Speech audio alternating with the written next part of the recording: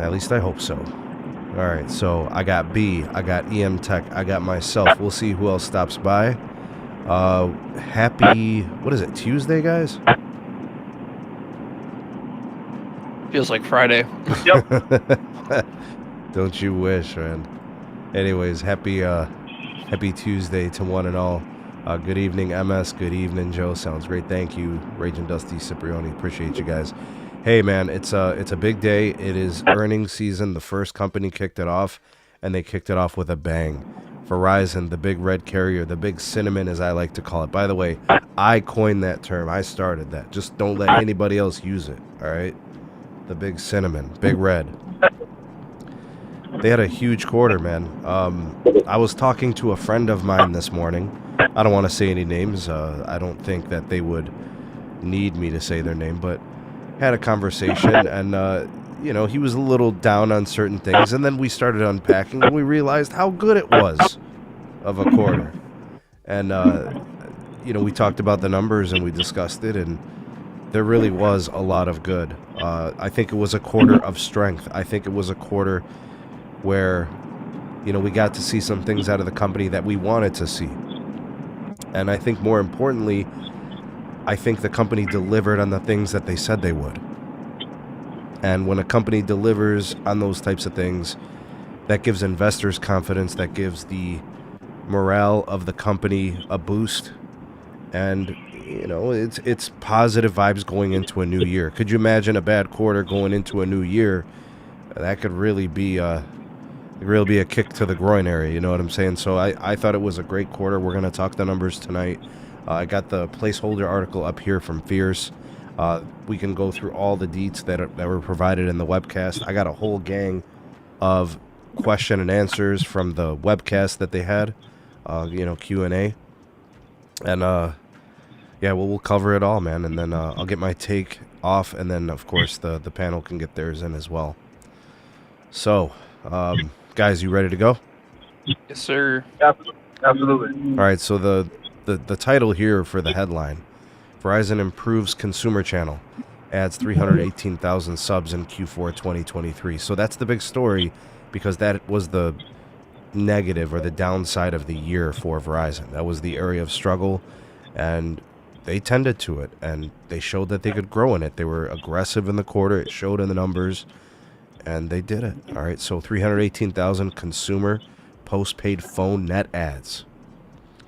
The year was negative until this quarter, and this quarter actually almost erased all those losses.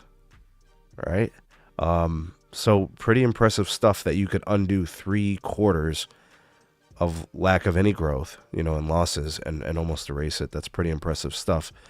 The fourth quarter is historically a good one for Verizon, so no surprises there. But according to the CEO, Hans Vestberg, we made significant changes to how we operate and to our team. Those changes paid off. All right, and there's the call. You got Mr. Hans Vestberg to the right. You got Mr. Tony Skiatis to the left. I'm guessing that's the operator. And by the way, shout out to the microphones that they're using. The legendary Shure SM7B, that's the microphone I use. Only legends use that microphone, so they know what they're doing. Definitely. And why they're drinking Bud Light, I have no idea. No, I'm just kidding. It's probably water. We built strong momentum quarter after quarter. Entering 2024, Verizon stands ready to further unlock our performance potential at an accelerating rate. The best team with the best assets in the business. So the overhauled structure of the company from Sampath, he's the new consumer group CEO. What would you say, 2 full quarters so far, guys, for Sampath? I think he came in Q2 officially. About that. Yeah, so got at least a half a year or so of his system under his belt. My plan, the whole shebang. The 318,000, I want to say, surprised me. So EMB, let's start there. I predicted 150,000 postpaid phone net adds. We got 318,000. I was wrong. They doubled my projection. If you count business lines, right, the number goes up over 440,000. So I'm shocked. And in like a pleasantly surprised kind of way. I didn't see this coming. When I saw that there were analysts projecting like 250,000, I thought that was very aggressive. I thought that was very optimistic. And they did it. They exceeded expectations. So, what's your take on it? We'll start with EM. I think it was overall a much better quarter than I think anybody was projecting. Better than certainly even I was projecting. All good things from me. I don't have much to add, unfortunately. I'm pretty happy. Yeah. B, jump in.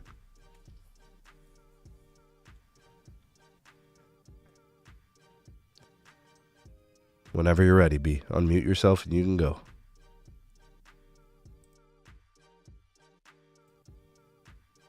All right, we'll wait for B to get back. How about Zero Cool? What's up, Zero Cool? Hey, what's up? I like the new Google Meet like format here. All right, let's do it. Yeah, I mean, so I think like basically, you know, it's surprising for me at least. Verizon, you know, they raised prices and basically, you know, they shocked me as far as customer additions and stuff like that. You would think people, you know, leave a little bit of churn or something, right? Yeah, exactly. Now those things are going to happen in Q1, right? So that's not. I don't think those numbers are reflected within these numbers. But no, yeah, we're expecting that to possibly have some play in Q1, Q2. Yeah, I think, you know, Verizon, they continue to deliver. I think on the last I think it was like Q3, I kind of said, you know, Verizon's going to have a pretty darn good Q4. I think B agreed with me on that as well, and here they are, you know. Yeah, here's the mobility highlights, Zero Cool. You got total postpaid phone net adds, 449,000 to the positive. Consumer retail postpaid phone net adds was 318,000. The business side was the 131,000. Now, if you look at the business side, it's over here to the right. They are kind of sort of tracking a little bit lower than expected, I guess. 176, 151, now 131, so that's a little slower. I'm not sure who is adding. We'll see. But, you know, that number was down a little bit. But, I mean, just generally overall, I mean, I didn't think my plan was that effective. I mean, I guess it is. Oh, so for the business side, there was an article saying that there were, you know, those business numbers were down due to the decrease in like POTS lines, copper lines. So the mobile services were impacted by the wireline services? It's possible. Oh. I would say it's also because a lot of business customers are coming off of 2-year contracts and going on to 3-year. So you got to remember that we're going to see a decline in net adds in general from all the carriers that are going to this 36-month. It's just going to be a gradual decline in growth. Yeah. Do you think at some point maybe we dip under 100,000? I don't think so. I think 100,000 a quarter is pretty reasonable for business. So that's basically the floor, I guess. I think so, yeah. But it to me, this is more of a side effect of the 36-month. Less traffic in the store, less movement with the accounts in general, as accounts are kind of becoming more. That's what I'm looking for. Like they're kind of leveling off because people aren't in the store as often, adding lines, changing things, getting new phones. So, you know, they may not capitalize on a promotion or a pricing deal or whatever. That to me has more to do with it than anything else. Yeah, businesses are like slow to do upgrades. They're slow to change plans. You know, usually when it's you lock in a business, a truck or something. Exactly. That's a good analogy. That's a good analogy. Yes. Yeah. The consumer net additions and fixed wireless access totaled 231,000 in Q4, which analysts described as a little soft. Combined with the business segment, fixed wireless bumped up to 375,000, ending the year with just over 3 million fixed wireless access base. So they just hit 3 million home broadband over their 5G network. That's a big accomplishment. They were tracking 4 to 5 billion by 2025. Guys, they're going to blow past 4 billion. 4 million. I think they're going to push that 5 million marker even ahead of schedule. Like, I think that's going to happen like mid 25. Oh, yes, exactly. Yeah. I know they said end of year. They thought they'd be at 4 to 5. I think they're going to get to 5 midway through 25. Yeah. Like I said, they were going to reach 5 million. Oh, what was it? Maybe I think I mentioned that like a year ago. Yeah. We're all pretty bullish on fixed wireless, Zero Cool.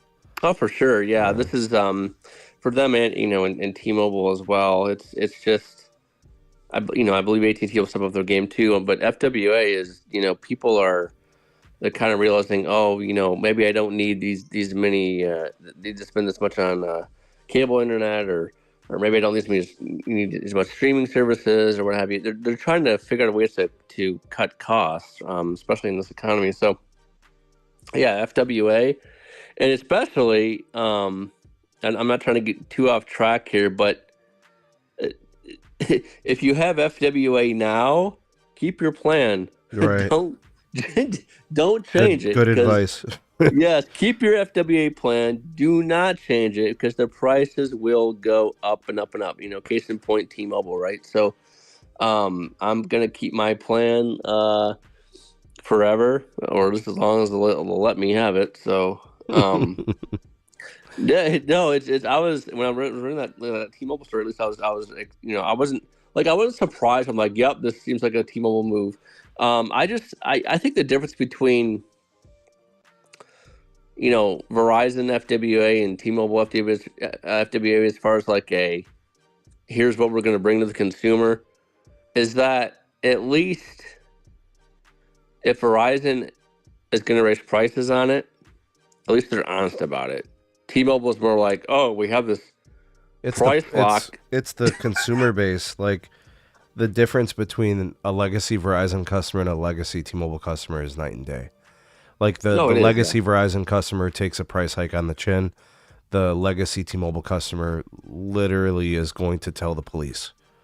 Like, it's like two different worlds, bro. It's crazy. It goes back to the John Legere days. It goes to the promises that T-Mobile has been making that they have not followed through on. So now breaking. I get it. Can you imagine a T-Mobile FWA customer going to Verizon saying, "Well, T-Mobile used to, they used to give me this rate with their price lock, and now they used to give me these all a thing of the past." freebies." Cool. It's crazy. Oh, I know. It's horrible. It's kind of sick. Yeah, when you send me that link to those stories, it's just a painful reminder of what's been going on in the industry.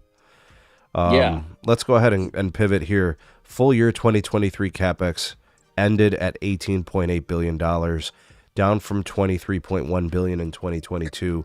That number, dip, is 100% because of the relaxation in CapEx due to the C-band spend from the previous year. 2022 was a big year for C-band investment.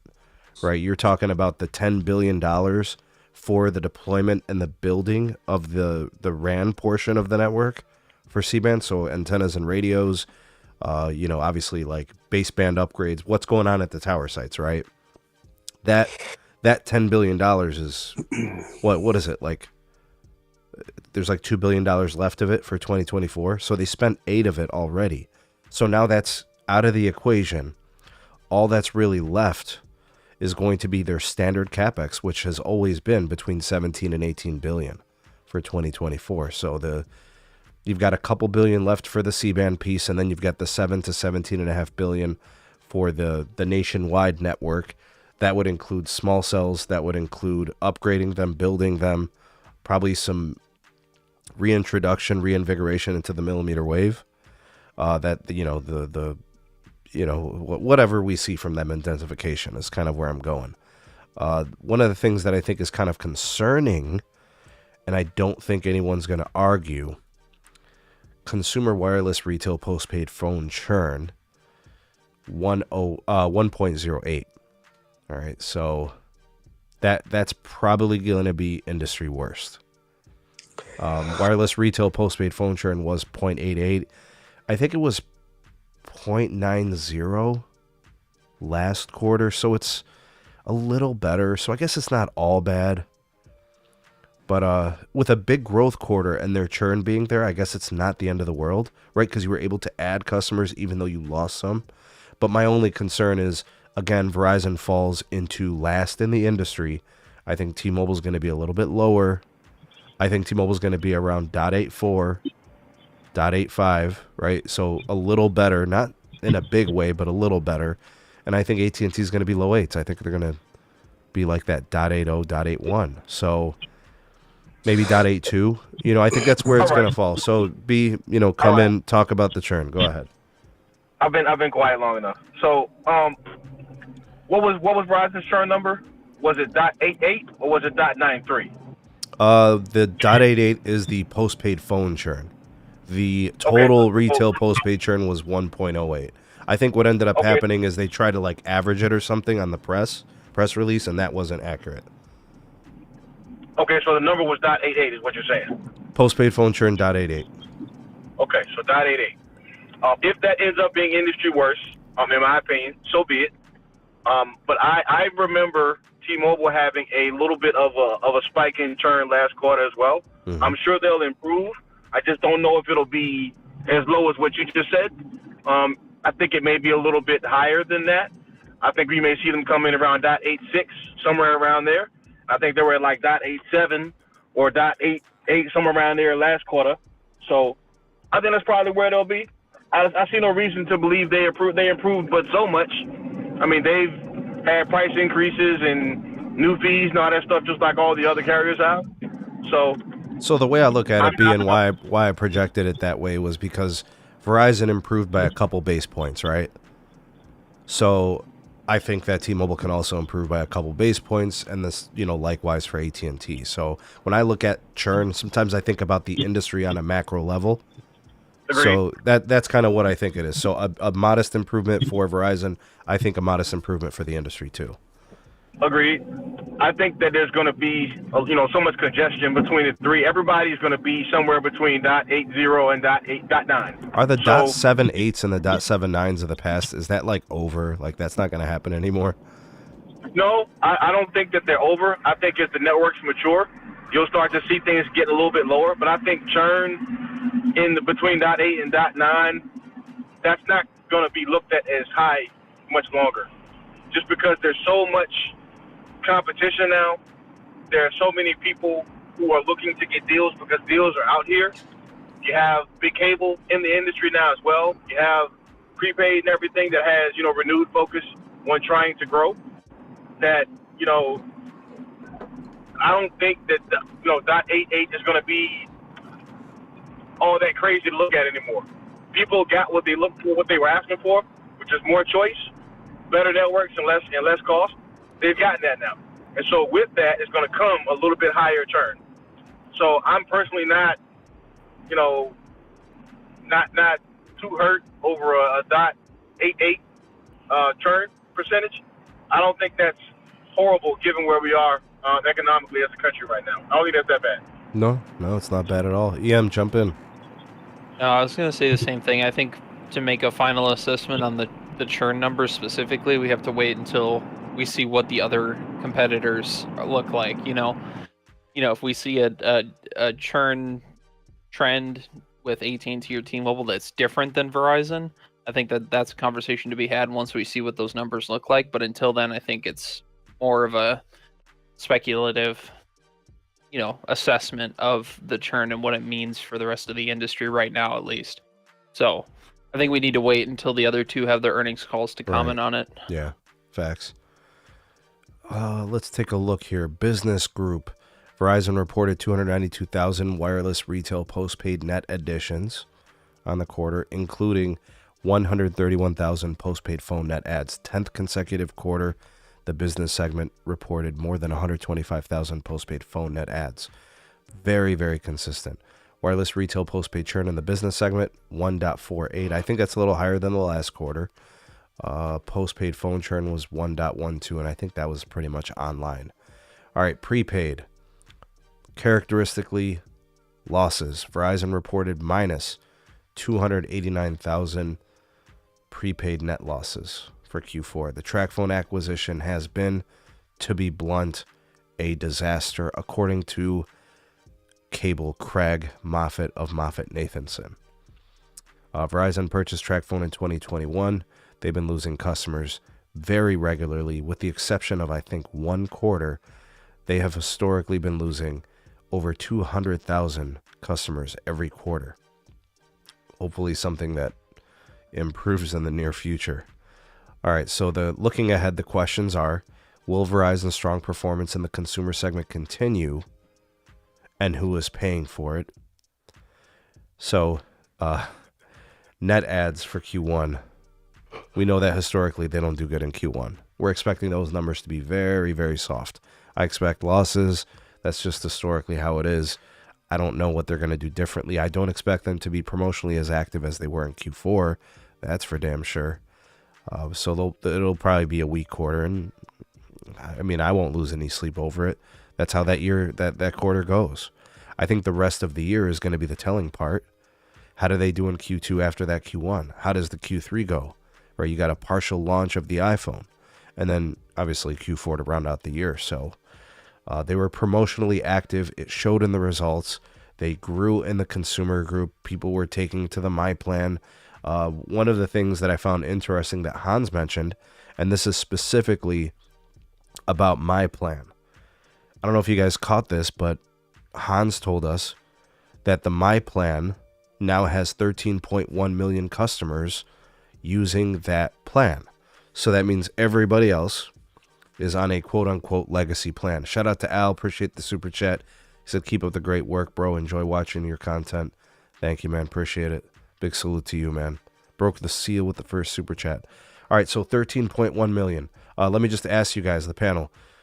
Anyone surprised? Do you guys think that was what you expected? I thought that number was kind of lofty. I didn't think they had that many. 13.1 million people have taken the My Plan so far in the 2 or 3 quarters of its existence. All right, Zero Cool. What do you think of that number? Does that seem online, or are you surprised by it? No, I'm not surprised. It does seem accurate. We see this with a lot of like millennials, right? They want the freedom to choose their plan and get off their parents' plan and whatnot. So, no, I think that's accurate. Now, the interesting part is I was actually reading an article today. I don't know if you caught this, but Verizon is actually they're charging more for the legacy plans. I think it's like $4 more or something like that. Mm-hmm. Right? So yeah, you got price hikes to the business side on legacy plans, and price hikes to the old do more, play more, get more, and then starter unlimited, if you remember those plans. Yes. So this is a push by the Hans to get people onto these. Well, I mean, it's a push to just. I'm sorry. Let me rephrase that. It's a push to get more money. I don't think it's Hans. You don't? I think it's Sampath. Well, whoever. I mean, yeah. I mean, not that Hans objected or they're not on the same page. Right. But I mean, when I look at the structure of My Plan and them trying to force feed it to folks, this is how you do it, right? Right. Oh, for sure. Yeah. But it's just, Verizon's going to, I mean, if you think about what they have to do to pay for their C-band build, they're raising prices. Yeah. That's the bottom line. That's what they're doing. This is out of the Verizon 101 playbook. This has been the home internet's off its promotional rate. Yep. Legacy plans have all been, increased. Ever since, when this is Verizon's inception, you want to build a network, well, guess what? You got to pay the premium for it, no matter how, which way, or what. Which is fine. I'm fine by that because Verizon, they put their money where their mouth is. Yes, they're going to charge you premium. Yes, they're going to raise the rates. But hey, you are going to get a great C-band network. You are going to get amazing mmWave, especially at stadiums. Take a look at the Super Bowl. Hans talked about that today, Zero Cool? Oh, sure. Yeah. He literally mentioned it. He spoke to it. I'm really glad he did this. He spoke to the venue, the big venue, as a differentiating factor in people choosing the Verizon network. And I agree. Yeah, absolutely. I'm going to go to a venue, a concert, a game, and my phone doesn't have to become a brick that doesn't make calls or send texts or use data. I can use it normally. Absolutely. Yes, and when you couple that with the fact concert experience. Yep, go ahead, P. When you couple that with the fact that you have pretty much the industry leader in content partnerships. I mean, there's really not a reason not to, to be upset about having to pay $4 more. I mean, at the end of the day, it's $4. You're getting the, content offerings and everything that you had before, and you're getting a premium network experience, and you're talking about $4. I would argue that there is a situation where some people would be upgrading from the starter unlimited, that old plan, and them getting on like some version of the My plan, and they would be getting a much better plan. Absolutely. Yeah. So I mean, at the end of the day, yes, Verizon wins. They're able to get more money, but that's the way business is supposed to work. If you're going to charge more to the customer, you should be able to also offer them better services, a better customer experience. So the customer's not losing because they have to pay $4 more because they're going to a newer plan. They're getting a better experience from the company they're doing business with. That's the way it's supposed to work. So I have no problems with that. Given, what Verizon had to pay for, the licenses and the spectrum and everything for, C-band and also for millimeter wave, it makes sense for them to want to get that return on investment. I'm not mad at it. I don't think the vast majority of customers is going to be upset about a $4 increase, especially seeing as how those plans have yet to be touched from a financial increase standpoint. It's the first time there's been any sort of increase. Right. So I think that those customers will be fairly fine. Will there be a little bit of churn? There's going to be churn regardless. People are shopping around right now. That's inevitable.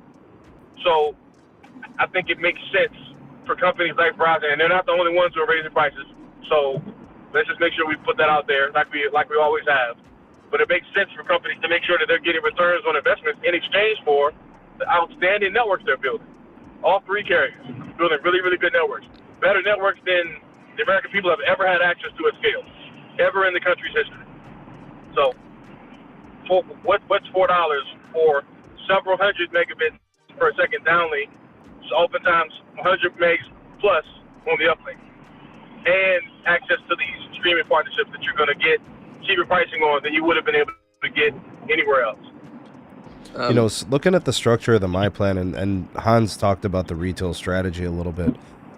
He mentioned that, My Plan was resonating with the market. Retail traffic was net positive. It was very good for the quarter. He mentioned having the right offers. He mentioned in tier 1 markets, they're seeing legitimate growth. They're going to look at tier 2 markets and tier 3 markets now, what to me sounds like small towns in rural America and suburban America, where they build the C-band very thoroughly and deeply, and then they start to kind of get people in on premium plans and get people in on add-ons and all those types of things. But he also mentioned the localization and the regionalization of retail, allowing Verizon to be, I think, more fleet-footed, be able to kind of pivot and make adjustments and respond to consumer trends very easily and in a very efficient manner. I think all of that is part of the Sampath strategy, right? And Hans kind of supporting him in that, and it looks like it kind of paid dividends, because I think in and of itself, a Q4 didn't substantiate 318,000. I think they overachieved because of some of those extra things. Like I said, I thought 150,000 net adds was going to be in line. Well, they more than doubled that. So to me, that means the other stuff made the difference of going over 150,000 and actually going over 300,000, right? So I want to say that I think those things were executed. So props to Sampath and Hans for putting it all together, and the teams at Verizon for executing, because we didn't expect this. Yeah, I'll give you some examples. Like, it's better to go with a carrier and do the streaming services that way, because you get, this holds true with every carrier, you get the discounts. You're not, flat rate paying, for example, HBO Max, like a full 15, you get it for a lot cheaper. With Verizon, you get it for 10. And I was able to save money on,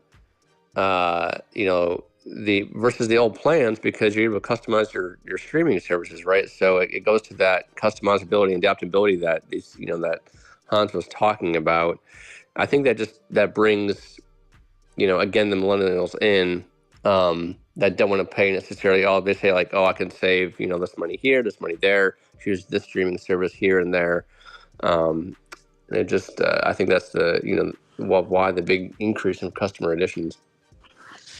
Man, shout out to S Blue Tech. Hit us with the super chat. He said, related to Verizon, their latest business plans are great, although I noticed for some reason my phone will try to use C-band when both C-band and mmWave is available. Not sure if it's a carrier update on the phone itself. I think that's an iPhone thing, because I noticed it too. I'm trying to connect to the mmWave that's available, and then I have to flash airplane mode because it defaults me to C-band. So that's not unusual, S Blue Tech. I've noticed that too. I don't know if that's a Samsung issue for RAN network gear here in Cleveland. I know you're in California, if I remember correctly, so you're in an Ericsson market, I believe. So it's definitely probably iPhone related. I don't know how the Galaxy does, but we'll see. Next iteration of networking, Nikki T is saying possibly an SA thing that might improve and fix that. We'll see. So what else should we discuss here? Some of the statements and commentary about fixed wireless access. Hans described fixed wireless access in regards to churn. He regarded it as maturing. They have now passed 3 million subs. NPS scores are high, industry leading. Customers, it's resonating with them, the simplicity, the ease of installation. Verizon removed the discount, but they're still growing, and they still expect growth in the future. No concerns about the network. He said they can handle it. I love what he said as a follow-up to that. He didn't talk about spectrum. He didn't talk about C-band. He didn't talk about millimeter wave. Guess what he said in regards to the capacity of the network? He said fiber. This is a man that truly understands what it takes to network. If you don't have the pathways to deliver these packets of data, you literally are limiting and you're the capacity of your network, creating a bottleneck. This guy gets it. I have no doubt that in the future, not only will Verizon be able to keep pace with their current network usage patterns, I think they can exceed it, create excess, and they'll be looking to add so much more to their network. The private networks, all the network slicing the enterprises want to get their hands on. I'm really confident that this thing is going to play out to their favor.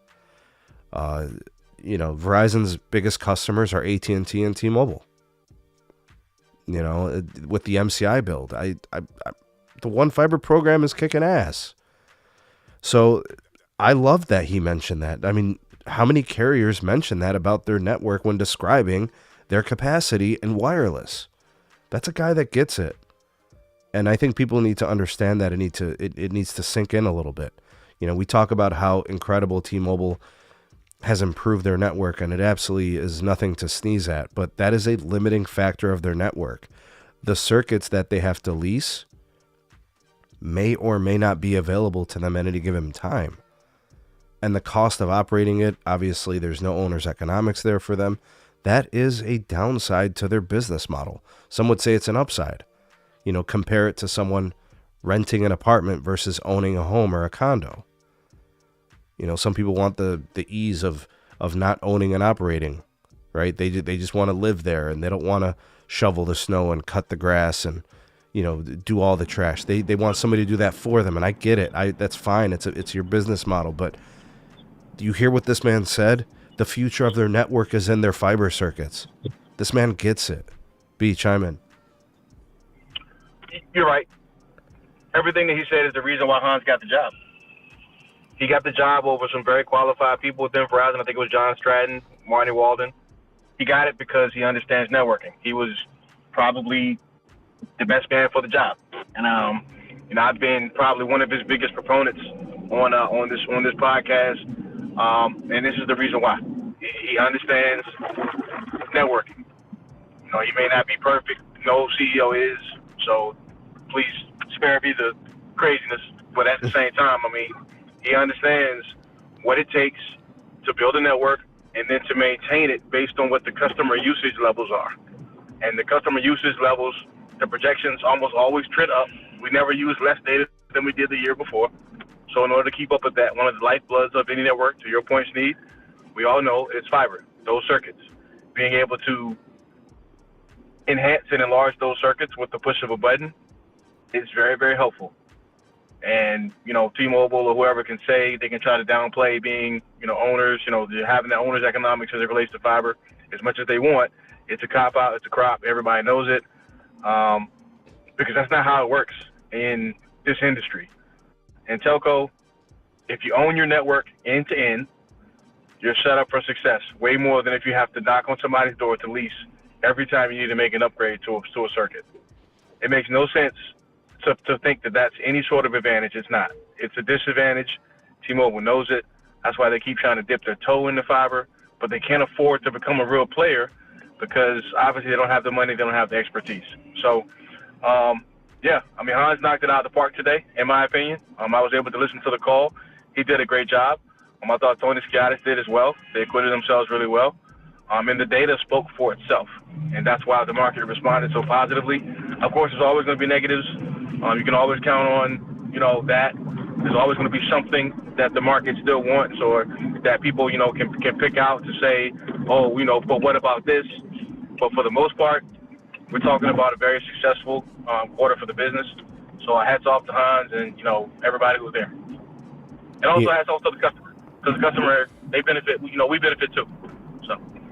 All right, EM, jump in on that commentary about the fiber piece. How important was it that he communicated that to the industry, to anybody listening, and what they're doing with the network as it pertains to fixed wireless access and their broadband growth? I think it's huge. I think one of the big things that I've had a problem with in terms of Verizon's messaging is that they don't talk about fiber enough.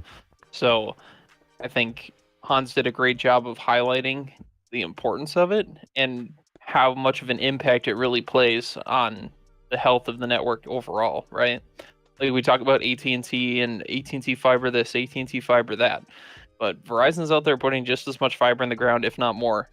So I'm glad that he highlighted that because it deserves some recognition in the way that the network is operating day to day. Last thing to kind of close out on the broadband piece, mentioning fiber. Fios had some modest gains, 55,000. Maybe we expect a little bit more from Verizon. We did get some disclosures. They do want to kind of grow fiber a little bit more. They want to address kind of, or I should say pass more addresses in 2024. I think they said they want to add 450,000 new addresses to the fiber footprint. So that might mean they start, kind of leaving their edges a little bit. Maybe it means getting deeper within their build. I'm not sure what that entails internally, but that's good, right, to see the Fios growth. And then kind of to get into some of the details of some of the stuff that Hans and I guess Tony Skiatis, who was also on the call, kind of spoke to. Obviously, financials, things looked very strong. We talked about the MyPlan adoption rates and things of that nature.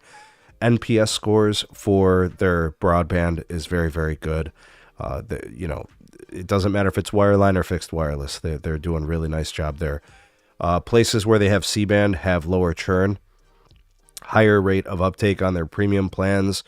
I remember one of the things that they discussed in regards to the network, Hans spoke about mmWave, making sure that people understand that's not a forgotten element of what they're doing with their network. He mentioned that it's the cheapest way to create capacity on a network. I mean, that's something I have been saying for several years now on my channel, and I feel like that's a little bit of a disconnect between the general public and I think people that understand technology. You have 1,000 megahertz of bandwidth at your disposal. You simply cannot create capacity in a more effective way. You just have to densify the network, right? So that's the piece that I think he's willing to embark upon, and it sounds to me like they're looking to grow the mmWave build this year. Because he mentioned it a couple of times. He spoke to mmWave specifically. Not to forget about the C-band, obviously. In areas where they have C-band deployed, their ARPA is higher. Their premium take rate to their premium plans is much higher. They did acknowledge some of the churn being an issue with respect to price hikes, so they didn't ignore that. I think the 18% decrease in phone upgrades, I think that's kind of interesting. I don't think that's a Verizon thing. I really do think that's an industry thing. We'll get confirmation of it when we get the numbers from both AT&T and T-Mobile. We'll compare their decreases. Peak C-band spending is basically over. Everything from this point moving forward, you're going to see some relaxation in that spend. They're going to continue to grow revenues, continue to improve margins. They mentioned cost cutting across many parts of the business. They're guiding for strong cash flows for 2024. I know BU projected that maybe a $21 billion was in the works for this year. They came up a little bit short. Maybe being promotionally active in Q4 was kind of the reason for that. Do you want to make any comments in respect to that projection and how it played out? I'm a bit disappointed. I think exactly what you said is exactly what happened. You had just a company that was a lot more promotional, and because of that, they got the results in other areas. As far as the growth metrics and everything are concerned, and that kind of hurt them on free cash flow. So it is what it is. It's unfortunate, but I do think 21 billion is not outside the realm of possibility. Perhaps in 2024. They've done more than that. In fact, I think in 2021, if I'm not mistaken, or 2020, one of those years, they did almost 25 billion in free cash flow. So it's not like it's unprecedented for Verizon to produce that level of cash. They definitely have what it takes to do that. And as they continue to build out C-band, as they continue to build out mmWave, as they continue to build out their Files product, I see no reason why that's not a possibility.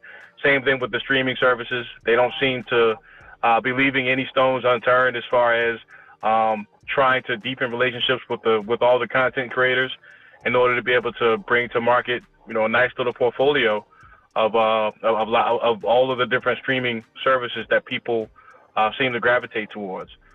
They've got something for everybody. So, I think they're hitting on all cylinders and kind of covering their bases.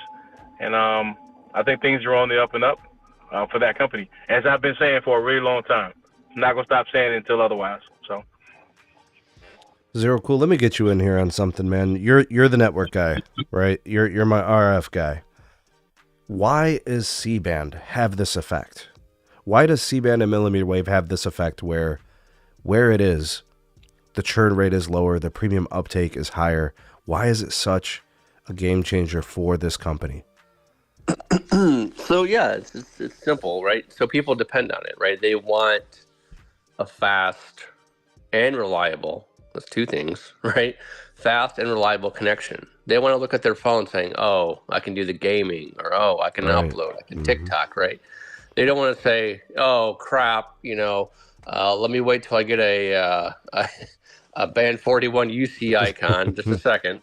Again, just let me go back to the fiber point. You cannot have a true standalone network without adequate, good fiber. Okay, you just can't. It won't work. It literally will not work. It won't work because of the throughput, number one, and number two, especially if you're going to be using applications like Volnar, stuff like that, right? And high capacity circuits as mmWave. So fiber is extremely, extremely important. Verizon knows this. They're not, it's kind of funny that, Verizon, they'll build it. They won't necessarily, how do I want to say this? Like they're not necessarily like gloating, "Oh, hey, we got the best fiber network," per se. They say that it's there. T-Mobile, on the other hand, will say something like, "Oh, look at our T-Fiber we just inked with an MVNO," and they make it the biggest thing in the world. So I think it speaks volumes to Verizon of their network excellence, right? They know how to execute. That's pretty much what it is. That's pretty much what it is when it comes to. I mean, yes, T-Mobile has a lot of firsts, but if you don't roll it out properly and if you don't execute on it properly, what good is the product, right? What good is the service? Verizon understands this better than anybody. That's usually why they're usually last, not always last, but sometimes last to get something off the ground. They're not necessarily first for SA, right? And this is why. They're waiting to be patient in that regard because they know they have to get the fiber out there first. They know they have to get their RAN upgraded. They know they have to do a lot of things in preparation for a true standalone network, right? And that, again, is going to make C-band and millimeter wave that much more effective. See, we're just scratching this, and I want to say this, emphasis on this. We're just scratching the surface with C-band and millimeter wave. Okay, we're running it on a option 3 core, right? So, which is LTE as the backbone. You have your 5G. I say as like a front end. Mhm. But when it goes truly standalone, you're going to see throughput go through the roof for C-band and for millimeter wave. Well, they're going to unleash bandwidth. You know what I mean? Zero Oh, cool. of course, absolutely, yes. That's exactly my point. Yeah, they're going to unleash bandwidth. They're going to use new solutions such as the repeaters, the octagonal antenna systems, the more indoor spider cloud, more indoor DAS. So the combination of hardware plus the advanced 5G features. Right. So that's the key differentiator between what they have now and what they're going to do in the future. See, with standalone, you can do you're not let me try to preface it. You're not necessarily relying like, okay, is this piece of gear compatible? That's not going to be a thing in the future. The question now comes, okay, is this piece of gear going to provide the bandwidth that I need? Yes, of course it's compatible. But the question is, again, is this piece of gear, this antenna, this radio, this pivot system, is it going to provide the bandwidth that I need for this area, for these customers, for this concert, for this 40 cell sites I'm going to plan, right? So, and again, it just brings me back to the network excellence point. Verizon knows how to do that better than anybody. So when you speak about C-band and millimeter wave, just wait till standalone happens. A true standalone network from Verizon is going to make that big announcement saying, "Hey, we did nationwide standalone. We're doing it this way. We're getting rid of our ENDC, hopefully." By the way, they're really far ahead with the whole vRAN piece. Right. I think they said that they've got 20,000 sites that are vRAN enabled. Right. Yeah, that's a huge piece for standalone too, because what that vRAN is going to do, it's going to help optimize. Think of vRAN as like, just don't look at the like a virtualization piece of it.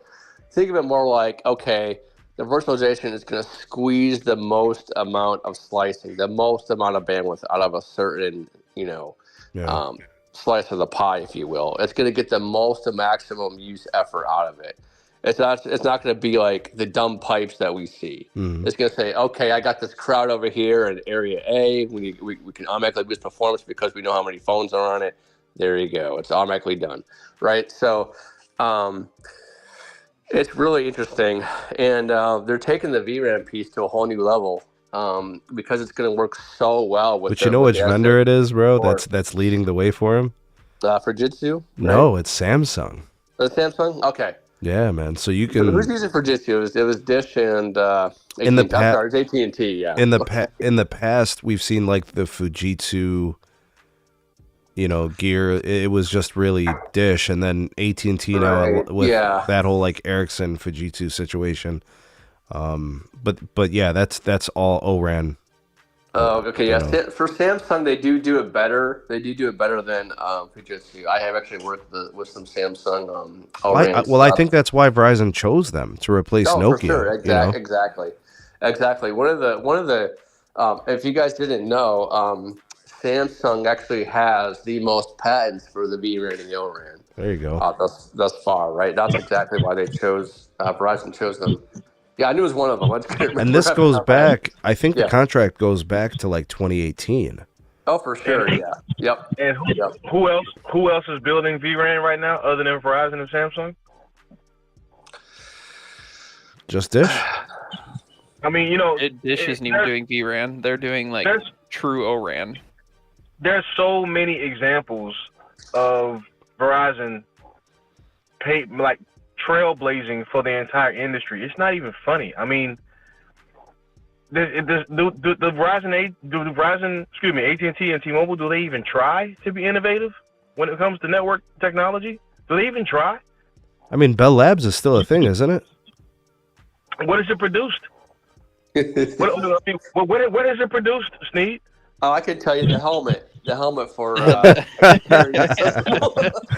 The concussion helmet. Yeah. The concussion. All right, cool. We'll see what happens. I mean, maybe that'll blow up, but I mean, you know, I see almost all of the networking prowess and all of the new innovations coming from one company, and then the other two just mirror what they see, and it's been that way forever since the days of LTE, but even before that. The last time we had any true innovation or even any real attempts was with 4G. Everybody had their own technology that they chose, but when the other technologies failed, you had everybody wind up on LTE. So then you get 5G comes out, millimeter wave is what Verizon sticks their flag in the sand and say, hey, look, this is what we're going to use to build, and everybody laughed. Fast forward to today, and you got people saying millimeter wave is king, and it's as good as fiber to all this positivity. You got VRAN when Verizon decided to kick Nokia to the curb and go with Samsung. Now all of a sudden everybody wants to kick Nokia to the curb too. I mean, it's just example after example after example. It's the same old song. Yeah, so just for SA, all right, for standalone, you're gonna see a minimum on millimeter wave, just a minimum now. This is the minimum, 10 gig on millimeter wave, right? The underlying issue is going to be consumer hardware.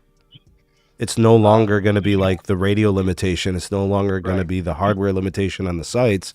I think it's going to be the consumer hardware, right? So like what your handset can actually do. How many channels can it aggregate bandwidth? You're still going to have limitations on the hardware side too. Let me give you the X65 modem was the first 10 gigabyte modem. Okay, so that the max speed is 10 gigabytes on that thing. So that's going to get better and better with the X70, X75. Yeah, but the X65 could only do 8 carriers. That's still getting better. It's going to be an improvement, but we always wait for the towers to catch up, anyways, right? So the RAN's still going to be capped around 5. Really? 5 gig. Yeah. So you're not expecting any upgrades, next generation tech? I mean, with new RAN coming from Ericsson and Samsung, absolutely. But with the current equipment that's out, you're going to be limited to about 5 gigs. Right. So to get to 10, you have to have a standalone network and then GigaMIMO. The only way to achieve 10 gigs is to do at least 128 by 128 or 256 by 256. That because with those MIMO channels, you have to have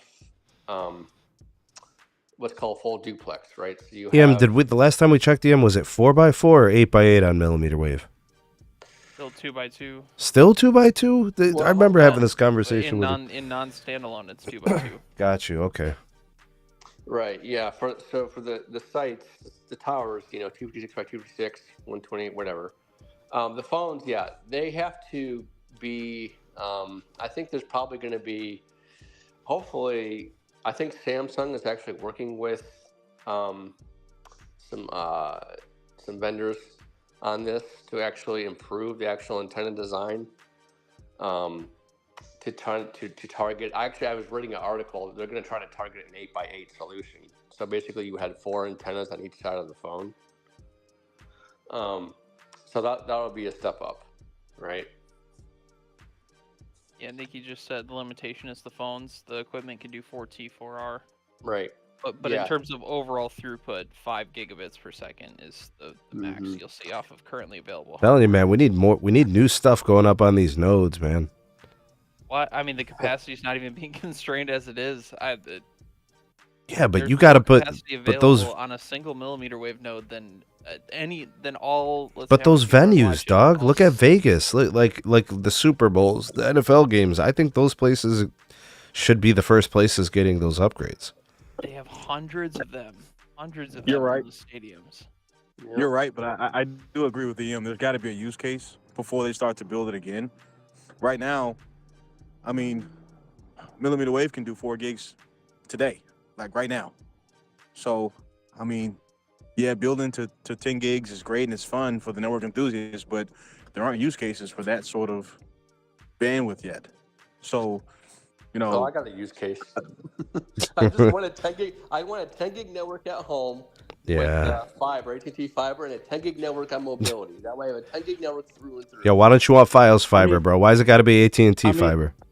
Well, Because he lives in the boonies. I live in the He's boonies. He's I gonna mean, set his I hear you guys. expectations. I hear you guys, and it makes sense, but we got people complaining about a $4 price increase. So why would any company go to 10 gigs when we got people complaining about $4? And let's be honest, it's business at the end of the day. It's not a food bank. It's a business. It's not a soup kitchen, bro. Yeah, it's not a soup kitchen. People got to be there's got to be a paying customer out there willing to pay for that sort of service in order for any carrier to build it at scale right now. It may be coming in the future, but I don't see it anywhere close to maybe in 2027, maybe. But I think Hans already came out and said he doesn't even see 6G and all that kind of stuff coming until 2032. So that means, of course, I see those 10 gig circuits being built eventually on 5G. But I mean, while there's no use case, I mean, what? It's not even 10 gig circuits. So we want 10 gig over millimeter wave. You're talking about paying for the R&D for Samsung or Ericsson to build a 10 gig capable millimeter wave product. Then you're talking about going out to all of these poles and replacing every single node that's on all of those poles because the fiber is already there. The fiber can already do 10 gigs. Then you're talking about densifying your CRAN by doubling the amount of routers that you have in your CRAN hubs. There's just so much cost that goes into There's that. a lot of it, yeah. There's a lot of Yeah, but I think there's some new venues where these things can be installed, so upgraded gear in places that, it'd be a greenfield, right? So it doesn't have to, you don't have to replace the old stuff necessarily, but I think there's some places that could use it that haven't gotten millimeter wave yet. All of these 100%. Hold on. Okay. All right, 100%. You have a neighborhood that has a shitty cable provider. You're damn right you better put a 10 gig node there. You could run, bro. What do you think the take rate is for the 1 gig plan of Fios? How about the 2 gig plan? I'm talking about if it's not 50%, then why would any carrier be in a hurry to build 10 gigs? No, I'm talking about a millimeter wave node that could possibly take customer share in a neighborhood. I can run one node down one side of the street and literally connect 20 houses. Yep. And it wouldn't even phase the network. I agree with you, and that makes sense. But there's an argument that millimeter wave could do that right now. That's what I just said. It can, and I've seen it before in Ohio. That's what I just said. But if you haven't built the millimeter wave yet, then and it's a greenfield build, then you would use the new gear. So I will say this, guys. By 2030, your wireless network will be 10 gig, and so your fiber network, and so your HFC cable networks. So by 2030, we're going to have a generational shift at 10 gig. So EMB, do you guys agree with that timeline, or do you think that's a little premature? I think with the amount of DOCSIS 4.0 upgrades that are happening, with the amount of 5, 8, 10 gig fiber net, 20 gig from Google Fiber, the amount of fiber companies we're seeing that are offering these high capacity fiber to the prem thing, offerings as the optics get cheaper. I'm talking SFPs, I'm talking transport equipment, I'm talking routers, OLTs, ONTs. As all of that stuff gets cheaper, it lowers the barrier of entry for every company to start modernizing and deploying that stuff in larger portions of their footprint. So I think 2030 is a very reasonable estimation, but we need long haul fiber circuits to increase first. Yeah. What are we at right now for long haul? Didn't we just get an update on that a couple months ago? Most long haul is like 400 gig. No, weren't we seeing 800? AT&T, by the way, too. So I thought we were seeing 800 upgrades across the country. 800 in test trials. Oh, okay. So not on commercial. All right. No, it will be. No. It will be. But the optics are very expensive. Yeah. I was gonna say, dude, I remember covering some of that content on my channel. I guess I forgot the detail: commercial versus testing. Yeah, and the other thing that you got to remember too, and Zero Cool can probably attest to this, a lot of the long haul routes that get your traffic from point A to point B across this country are very old. Yeah. They're very they old. They are. So take a look at most of them are actually in Verizon central offices. When I used to work at, Verizon, there are a lot of central offices, and they do need upgrading. Let's put it this way, guys. The equipment at the central offices is more expensive than just a few SFPs and whatnot out in the field, right? It's very expensive to upgrade massive routers and switches and hundreds of thousands, millions of dollars in your racks and your software and everything else, and your licenses and all sort of stuff. But hey, that's okay. I previously I was really excited about how you guys can probably remember how I was really excited about great, all the carriers can do 1 gigabyte on mid-band, yay, hurrah. But no, I like the 10 gig option a lot better. So I think this is great because we're finally going to, we kind of see the convergence between the wireline and wireless networks doing the 1 gig, but now we get to see that kind of at a 10 gigabyte level with standalone. And the cool part about that standalone is that there are core options. Now I'm speaking to the core options to where your wireline and wireless cores, well, guess what? Play nicely together now. We're not going to have to, think about, oh crap, I'm switching to a different technology. No, that's not going to be the case when standalone gets off the ground for all these carriers. You're going to be able to go from your house down to the car and have a seamless, keyword seamless, network transition at 10 gig from a wireline to a wireless network. I think that is just awesome. Hey, Zero, cool. Check this out. Yep. Can you see what's on the screen? I don't have YouTube open right No? now. Sorry. Oh, okay. Can you describe it to me? Yeah. So it's 2,219 megabits down, 195 megabits up, 18 ping, 3 jitter, loaded pings 164 and 127 respectively. This is a C-band plus CBRS aggregation.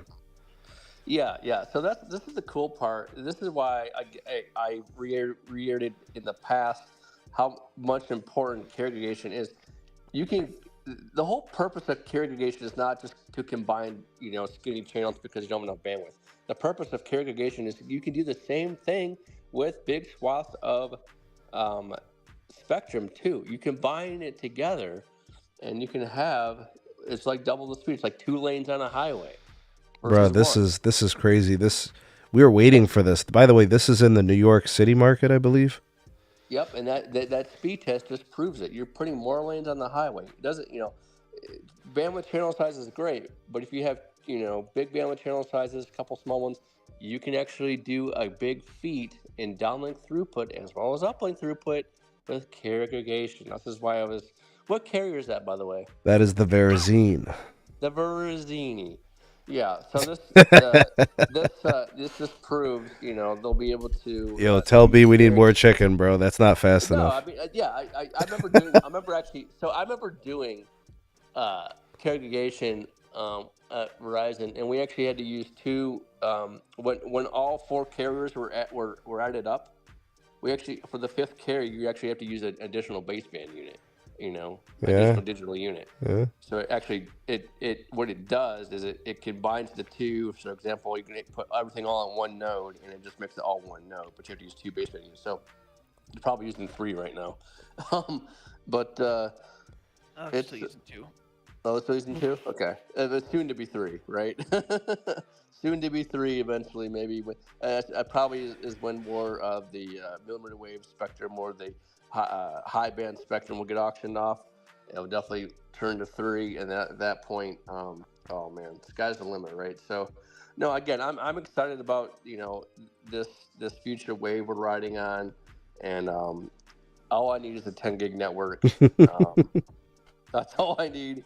I think 1 is great, but I'm still noticing some hiccups here and there. I think 10 gigabyte will be enough for everybody. And the thing is that once someone's at 10 gigabytes, a consumer, a business, no one's going to complain. Yeah, no way. No way. How could you? No way. Hey, there's still room to grow because we haven't seen N48 yet. Right. It's facts. Still room to grow. Yep. Mm-hmm. So, guys, it was a great show. I think we covered it all.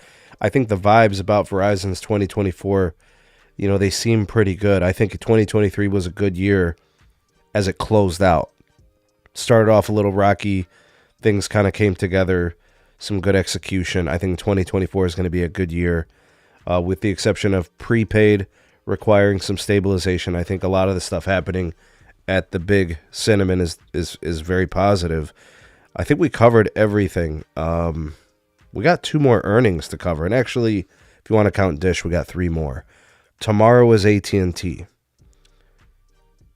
I don't know what to expect outside of what their CFO told us a little bit, Pascal. He said we're looking at like 450,000 net ads or 500,000 net ads. I don't think he would lie. I don't think he's going to mislead people. That would be a problem with the FTC or whatever. But I'm expecting them to hit their cash flow marks.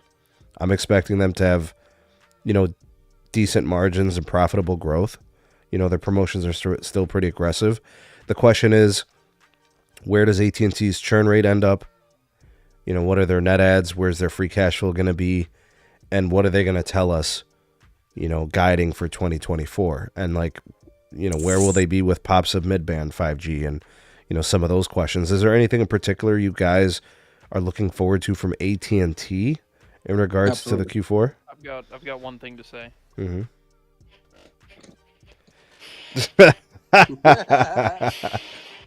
Kick the music. That one's for Moose. I think they're gonna have a good Q4.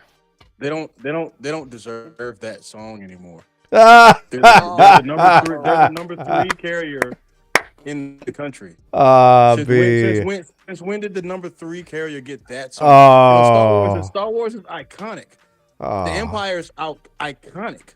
What does AT&T do that's iconic, guys? Yeah, but they do have the movie. Logo kind of looks. The Empire Strikes Back. Don't forget that movie. Yeah, man, they might be striking back. Like the Death Star. I'm waiting for the strike. I'm waiting for the strike. Where is the Hoth system? Where's the planet? We didn't get to. Where's the ice? Where's the snow? Dude brought up one of those giant dinosaur things, bro. Yeah, I haven't seen anything from AT&T that makes me think they deserve that music anymore. Oh, come on, I'm not even trying to be funny. No, Sneed. Let's just be honest. What have they done? You tell me. No. You tell me what the hell Verizon did for the first half of this year. I mean, we just talked about how incredible the second half of the year was, but the first half of the year was full of fuckery and chicanery. Oh, are you talking about what? With just one metric? You're talking about just phone net ads? No. The only negative that we've seen. There is no way you could sit there and justify the year as being good if they all were like Q1 and Q2. Okay, Steve. So you're talking about just with respect to postpaid phone net ads? That's it? That's what defines its company? I'm not going to sit there and describe AT&T as being weak or I didn't say they were weak. I said or undeserving of the song what have they done to deserve that song? They've righted. Hold on. You mean to tell me they haven't righted the ship? When the Empire would roll into a system that it wanted to destroy, it would just go and destroy it. Now you tell me AT&T acts like that, and I'll shut up. You give me examples of AT&T rolling into a system and blowing anything up. So you know what? Then by that description, you only play the music for T-Mobile moving forward. All right, EM. And I'm gonna tell you why. I'm gonna tell you why. Here's why you're gonna play it for T-Mobile, because they get every single goddamn merger that ever goes their way. They win somehow, some way. Either they get a money bailout or they get the merger approved. They're consuming carriers, eliminating competition, and, shutting shit down and all this other stuff. Then fine, play it for T-Mobile then. All that was during the Trump administration. That's almost 4 years ago. Okay, the previous administration, they were able to be actually a reborn company with leisure after the failed merger with AT&T, and then they got Metro. All right, come on, let's not pretend like they haven't been consuming companies too. Yeah. All right, it's like how does what you just said? How does what you just said negate what I just said about AT&T? No, then I'm just saying we have to play it for T-Mobile. Then fine, we have to play it for T-Mobile. All that I said was, what has AT&T done to deserve that song? Bro, they have literally turned their business around. Bro, what happened with Randall Stevenson is not Correct. easy to fix. Stop talking about my dad. Aren't they like, He's- aren't they like you know- putting you know what? stakes on the side of a building? You or know some what, B? shit, You too? basically say you're basically telling me you're not impressed by what's happened over the last few years. It's like a house burned down, and you want it to be rebuilt in 6 months or something, right? You want a mansion in a week. What I'm saying is they don't deserve that song. That's That, it. yeah, because you're fair- to be basically fair, saying Steve- they don't know what they're doing. To be I fair, didn't say Steve, that. that is the standards that people have put on Verizon. So we gotta keep it 100 with the rest What? of Build the a mansion in a week? Yeah, Oh, come on, mean, bro. absolutely. If you're talking about one metric, people have gotten down on Verizon because they've been weak in one metric, one KPI. And that's wrong. Meanwhile, you have AT&T that used to be neck and neck with Verizon as it pertains to, for example, subscribers. Now they're number 3 in the industry. They allow little old T-Mobile to surpass them. Bro, little And we're old gonna T-Mobile stop that. added 45 million subs in one transaction. One transaction. They added 20 million plus just with the prepaid transaction. So what? So now we're clapping for mergers? That's I'm it. That's clapping all for it mergers. takes. That's it, and that's fine. But I ain't at clapping for at mergers. point- No, At man. what point do we say the Empire? We got to give that title to somebody else until AT&T earns it again. Okay, so if they consume 5 fiber bill over, if they consume 5 overbuilders of fiber in the next 2 years, can we start playing the music again? If that's what Fine, actually dude. happens, maybe. If that's what actually happens, that won't if we're gonna happen. play Monopoly, then fine. But if it doesn't happen, it ain't happen. But that's where it Yeah. comes from. Isn't If that- you, isn't if, that- Isn't that what was said? AT&T's playing the long game with the fiber for sure. but as that's far where as the music, the whole Everybody's thing about playing the that Death Star game. comes Verizon's from. playing that game too. If you look Yeah, at what they, if you look at what AT&T did historically from 1900, they have basically just purchased and eliminated all competitors. They basically bought them out, shut their shit down, and just kept on running their freaking lines. That's all they did for the last 100 years. But it's They also 2024. hedged bets on Uverse instead of fiber. So I don't know. I don't know if that's really a good analogy to use. It's 2024, Steve. Listen, you kick That's all them, I'm you saying. kick the damn music for the big stank. All right. No. I'm gonna give that same energy every time I hear that song play for AT&T. They don't deserve it anymore. You know what? I Sorry. think AT&T can keep the song because we all know at the end of Return of the Jedi, the Empire falls. Ah, damn. But that's not the part of the song. That's not the part of the trilogy that gets played.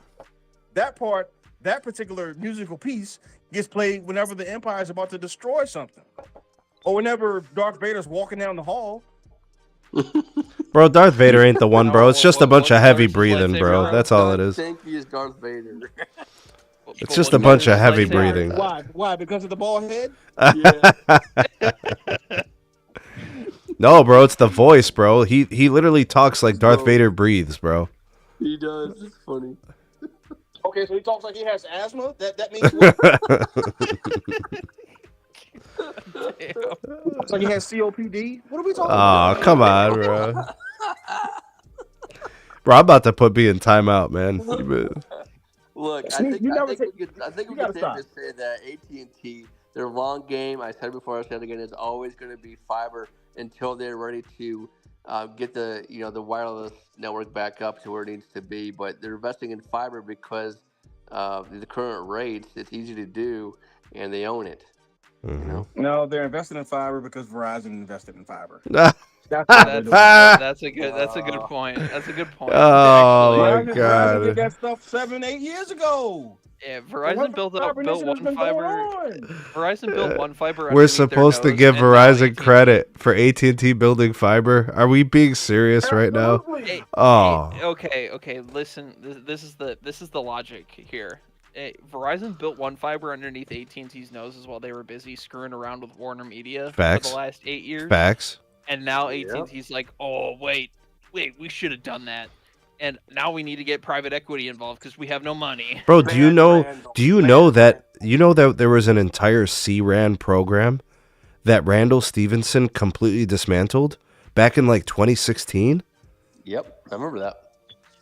Not surprised. They would have had. You continue to play that song for that company. Listen, it's the pedigree of the company. They consumed everything for 100 years. They deserve the damn music. So they have a history of being Darth Vader, but they're not Darth Vader anymore. So you mean to tell me we shouldn't play the A-Team music just because, you know, they don't act anymore? No, they're the A-Team. You play the damn music when they step in the room. If they still act like the A-Team. Yeah, they're like the B team or the C team. Yeah. I think they're the B team.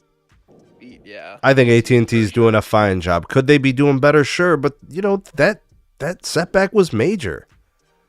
No, it was huge. And the only person who's an apologist for it is frickin' B out of all people. It's some bullshit. Randall. He'll sit there and make excuses for Randall for doing all that chicanery, bro. It's bullshit. Honestly, I did not make excuses. I just said I understood why he did it, and I also said at the time it was done, the market was applauding the decision. You are being absolutely disingenuous right now. I can't believe you. I'm not being disingenuous at all. I'm just being honest. Who am I talking to right now? I don't even know you. I have maintained from day one that I understand why Randall Stevenson did what he did, and even Verizon tried to do the same thing. That's it's the truth. It's true. The market did react very positively to AT&T with that whole merger. It's easy to play, for sure, hindsight 2020 now. You can play the history cop now. But back then, when they first made those moves, everybody said this is great. AT&T is trying to make money on what's going on. Who said this is great? Who said this is great? The greedy investor? The greedy industry analyst said it. The greedy investor who didn't know that they were overpaying by 80%? Okay, so what about AT&T's overpaid for every merger they've ever completed. Bro, they had to take on that debt too. They overpaid for the companies they bought, and those companies were carrying debt. That was a freaking bro. I'm not even joking. That was a poison.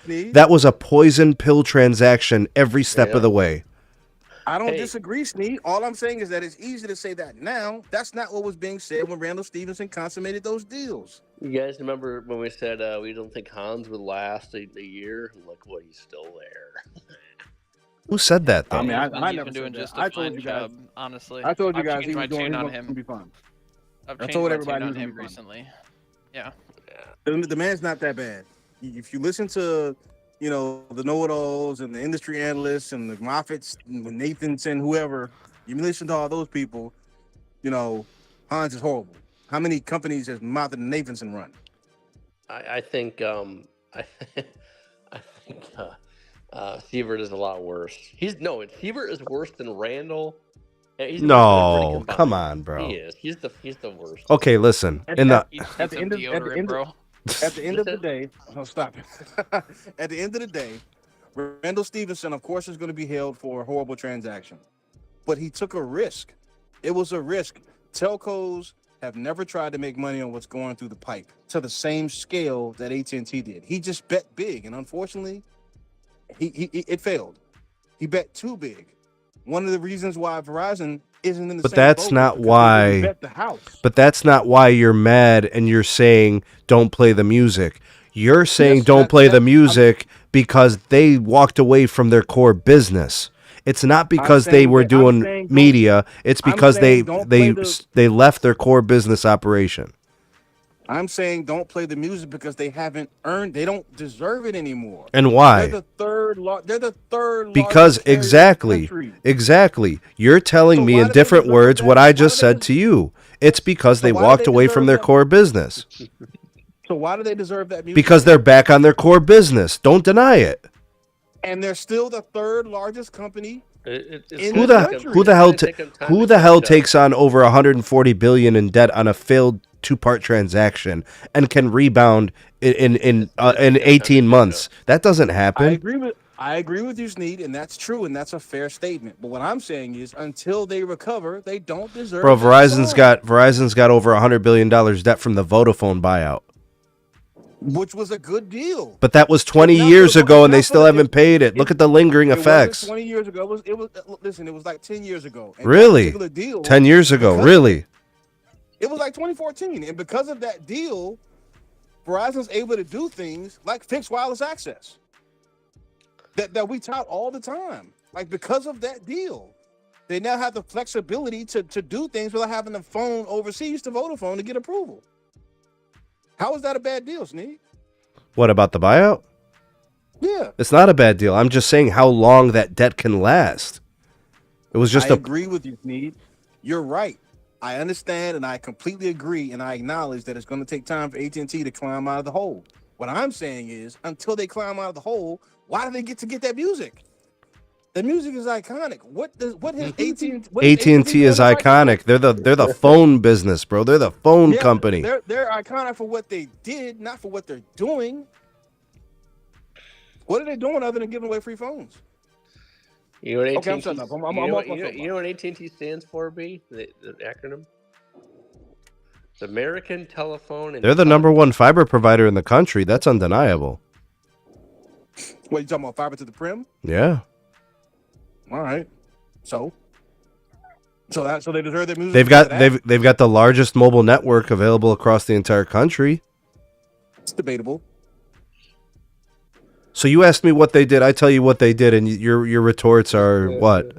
Okay, you're right, Sneed. So because of those two things, should I keep going? Should I talk about the $1,000 for phones? Everybody gets $1,000. The starter plan, the middle plan, the premium plan. Everybody gets $1,000. So those three things give them. Should I keep going? You want me to stop, or do you want me to keep going? If you think you can, go I ahead. can, absolutely I can. They just brought in Internet Air, so now they offer fixed wireless access to now. And what's the reason that they did that? Because they're converting away from DSL. No, because Big Red decided to do it. And See, here you are with this disingenuous stuff again. You're doing it again, bro. It's not disingenuous, Sneed. That's the truth. We've talked about that before. Let me get Josh in here. Let me get Josh in here. Let me get Josh in here before I have to virtually choke B, bro. Come on. What did I do wrong now? That is the fastest I've ever heard somebody change out of red panties into blue Speedos and back into red panties.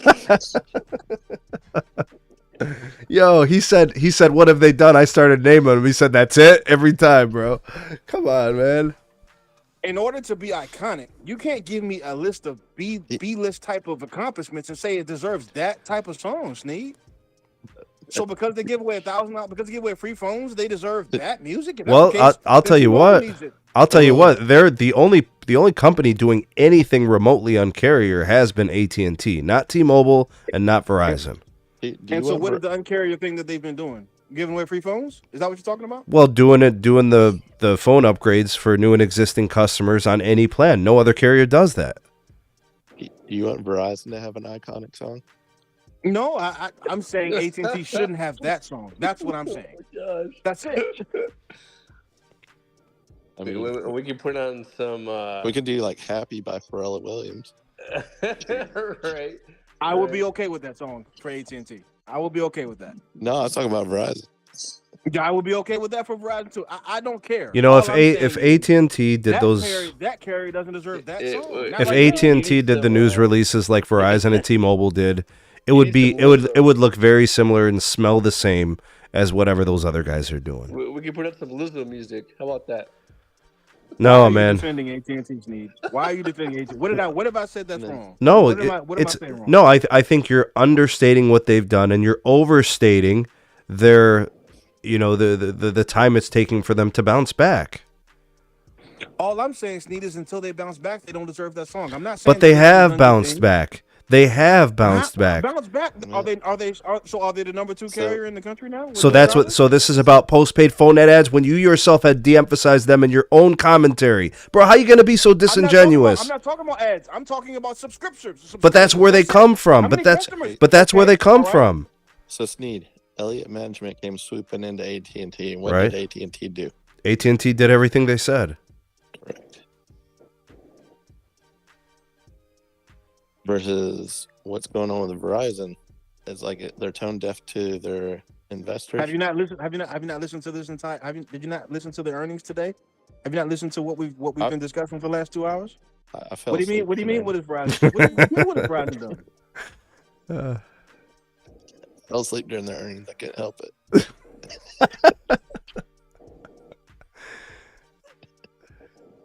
Oh boy! I don't need to shit on a carrier in order to Yeah. boost one up, right? I can I mean- boost both I'm up or not shit shitting on both. Anybody. I I mean, just said you they know? don't deserve a song. I That's mean, I not can- shitting on anybody. I can That's go to just saying they Verizon. don't deserve that song. I That's can go it, to man. Verizon Consumer Group and go, "Attaboy, there you go. You're getting better.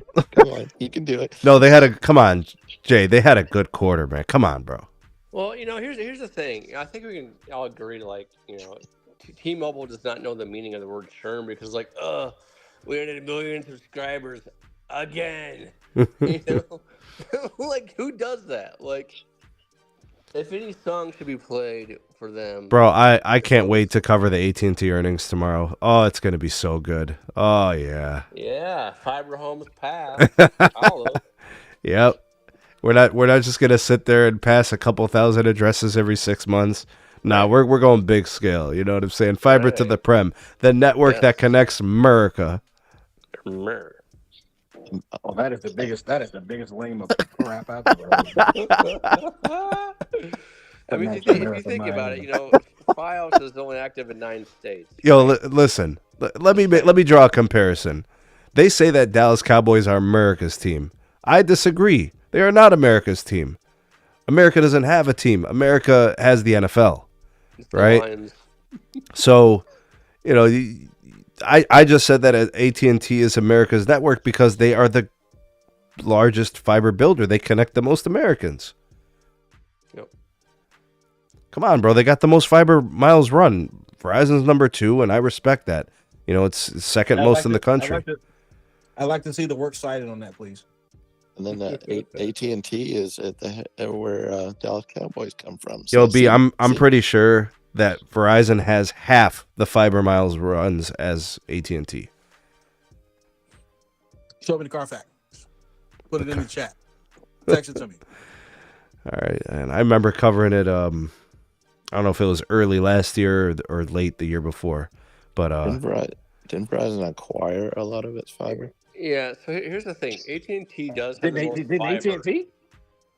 No, they both build it. I don't really think it's acquiring. I don't think that's what it is. AT&T's got the most fiber because all the Verizon fiber has to eventually interconnect into AT&T's backbone. Verizon's number 2, AT&T's number 1, and it's a wide margin. Verizon don't have backbone.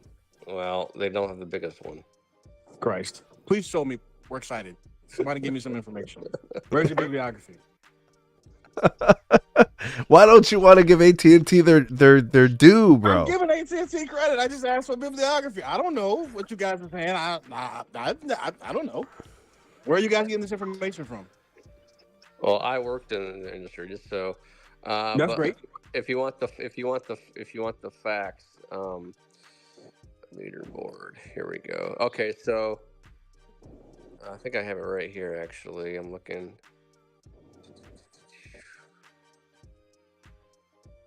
Oh, here we go. Fiber route mile leaderboard.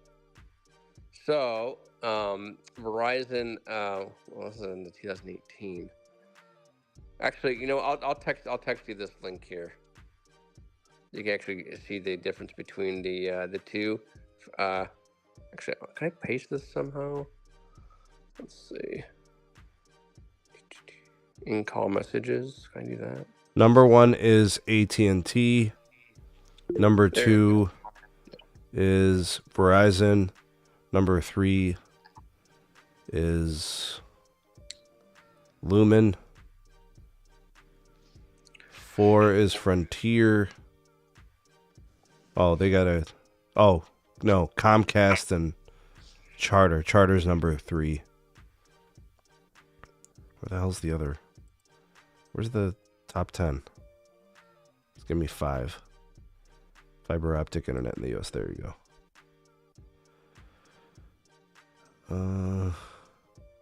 CenturyLink? They're that big? Yeah.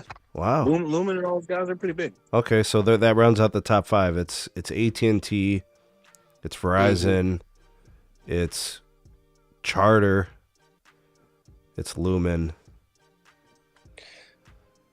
CenturyLink. What's your source, Sneed? This is Fierce Telecom. Or you can pull up that link I just sent you. What's the date of the article? 2021. Okay. The All right. 2019 article I just sent you too. We'll see if we could get something more recent. I guess yeah. Okay. All right, gentlemen. But AT&T again has the most fiber. I don't think that Verizon's fiber has passed AT&T in the last 2 years, though. That's all I'm saying. It never will, and it never will. It never will. Yo, B's like, oh, dude. I mean, at the end of the day, man, it is what it is, man. It is what it is. I mean, it is what it is. I guess I don't know if that article is talking just about fiber to the prim, or if it's talking about fiber to the cell, or any of those other things, or if it's combining it all. I really don't know. I think it's combining everything. It's just the amount of fiber that's been laid. Right? Yeah. How does Fierce Telecom even know that? If you click on the link in the chat that I sent, it actually gives your fiber up in miles. And again, but is that fiber miles run fiber to the prim? No, or is it talking about fiber to the cell? Because that's total. That's total. All right. So how do they know? Usually, how do they know that? So I'll tell you. So basically, how they calculate that is it's one of two ways, because they really can't just say, okay, they're going to contact the carrier and say, okay, how much fiber do you have? Basically, what it is they'll either have a third party do it and measure the fiber. So basically, here it is, guys. It's up on the screen. An analysis is usually done by a third party company to do that, to calculate that out. AT&T looks to be ahead of Verizon. This data is obviously a little older, but at the time, it looks like it's maybe 25% higher in terms of the value or the number. Yep. CenturyLink third, Charter fourth, Frontier fifth. I'm guessing Charter has probably passed CenturyLink. Oh yeah, yep, yeah, for sure. For sure. The rest of it's. I'd say Zayo's probably grown a little bit. So has Comcast. Frontier's probably grown. They're more of just a smaller fish, as well as Lumen. They're kind of like in the same boat. They're not as big as fiber players as what AT&T, Charter, Verizon, but it just kind of makes me wonder what's really going to happen with T-Mobile. Are they going to buy like a Lumen or a Zayo or a Fish? Who knows? You can't buy anything if you're capital light. I know, right? Yo, Carlos says CenturyLink fiber is gold. Is that true? Is it good? I haven't used it, so I can't. All right, Los, tell me, is CenturyLink fiber better than Verizon Fios fiber? That's what I want to know. Because it's not better than AT&T fiber. Don't even start. Don't even do that, bro. Talking about right now? Listen to me, bro. AT&T fiber is the ultimate, man. You're so disrespectful, man. Bro, it's a good product. It's a good service. No, it is a good product. You're right. I think AT&T fiber is solid, man. Everybody that has it, usually, I mean, there's an occasional person who tells me they got uptime issues, but I mean, I don't hear many people complaining about it. And especially stuff that's been done recently. I guess the quality of work maybe depends on the time frame and when it was installed. I don't know. I have heard of some penetration rate issues in some markets where AT&T doesn't seem to execute, but dude, the uptime has been really good. I have not had anything bad I could say about the fiber service. But hey, Fios is kind of the gold standard for excellence. I will keep it real. Verizon Fios NPS scores are through the roof, and their uptime is excellent. So nothing to sneeze at. Anyways, good show, guys. Good show. Yeah, that was fun. Yeah, so let's take it on home. We got a live stream tomorrow because we got the AT&T earnings. I got work. Hopefully my job doesn't get canceled again. We had like an ice storm or something and school got canceled. But Yo, what happened to EM, Sneed? He dropped out a while ago. But yeah, big shout out to EM, Zero Cool, B, Josh, thanks for coming by, guys, hanging out for a minute. We'll be back tomorrow night. If you guys want, we could do another podcast for the AT&T show, or we can wait and do AT&T and T-Mobile the following day and then just round all the three. So we'll see what happens. I'll message the guys and we'll see what we could do. Anyways, thanks to everybody for watching. Thanks for being a part of the community. Thanks to all my members, all my Patreon supporters for making content on the channel possible. And, you know, we got tons of content coming out. I got so much stuff, guys, waiting to be dropped. There's so much content. Stay tuned. Keep it locked. Subscribe for more. Turn on the bell notifications so you guys know when I do drop videos. People keep telling me, you know, Sneed, why haven't you covered this? Why haven't you talked about this? I have. Trust me. I do all types of content all the time. Just make sure that your notifications are turned on. Make sure to check my catalog for the videos. They all get posted. Trust me. I'm covering everything on this channel. It's all there. Thanks for supporting again and watching, guys. Please do hit the like button on your way out, and we shall see you all on the next one. Peace.